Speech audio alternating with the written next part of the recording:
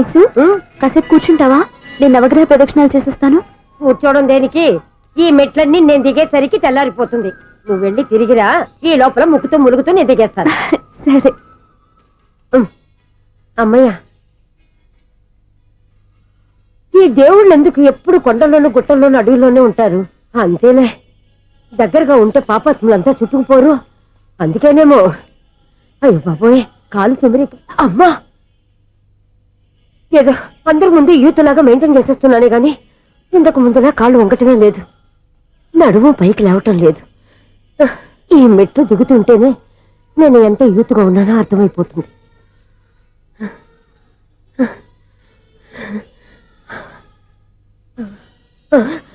అయ్యో బాబాయ్, ఎన్ని మెట్లెక్కి మళ్ళీ దిగొచ్చానా? ఇంతకు ముందులాగే ఎన్ని మెట్లెక్కలేను గాని ఇక్కడి నుంచే దండం పెట్టుకుంటాను. ఆ బ్లెస్సింగ్ లేవు అక్కడి నుంచే పడే. ఈ వయసులో మళ్ళీ ఇన్ని మెట్లు నేను ఎక్కలేను బాబు. ఎందుకు ఎక్కలేరు? మీ కోరిక నేను తీరుస్తాను బామ్మగారు. మళ్ళీ ఏం కొరివి పెట్టబోతున్నావురా? కొరివి కాదు బామ్మగారు, కోఆపరేషన్. హనుమంతుడు సంజీవుని పర్వతాన్ని ఎత్తుకెళ్ళి ఒక్కడికి కూడా కింద కూడా ఎత్తుకెళ్ళిపోతా. నన్ను దింపండి రా, నా మాట వినండి రా. హెల్పింగ్ విషయంలో నేను ఎవరి మాట విన్నాను. నేను కూడా ఎవరే సీతయ్యానికి దండం పెడతాను రా. బామ్మగారు ఎన్నిసార్లు చెప్పాలి నా పేరు సూర్యాని? ఏదో ఒక ఆర్య, నన్ను దింపండి రా, మీకు పుణ్యం ఉంటుంది. మధ్య దింపేస్తే మాకు పాపం వస్తుంది. ఒరే, మిమ్మల్ని మెట్ల మీద నుంచి తోసేయ్యా, నన్ను వదలండి రా. చూసావా బెదరు, పండు ముసలి కదా అని పందిలో మోసుకెళ్తుంటే బోసు వేసుకుని ఇష్టం తిట్టేస్తుంది. బామ్మగారు నోరు మూసుకుని రామారామా అనుకోండి. నోరు మూసుకొని రామరామాన్ని ఎలా అనమంటావు? మేము నోరు మూసాం, మీరు మనసులో అనుకోండి. వచ్చేసాం. వచ్చామండి.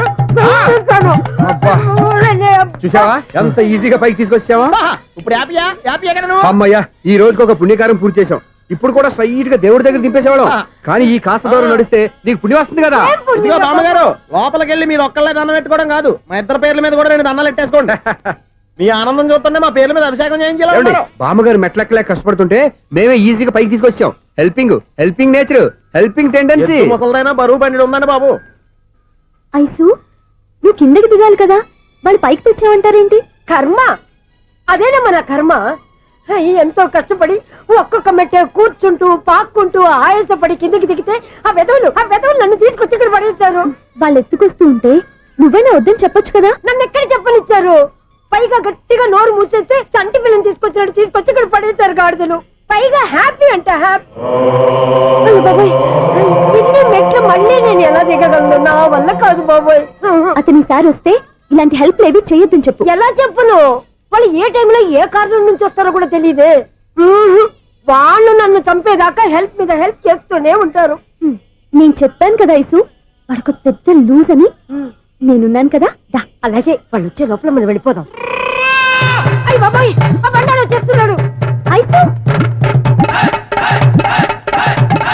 Ice, ice.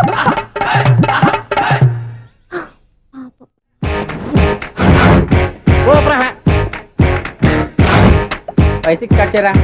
కృష్ణ రెడీయా? Ready sir. అసిస్టెంట్ డైరెక్టర్ అంతా ఎక్కడయ్యా? ఇక్కడే ఉన్నాం సార్.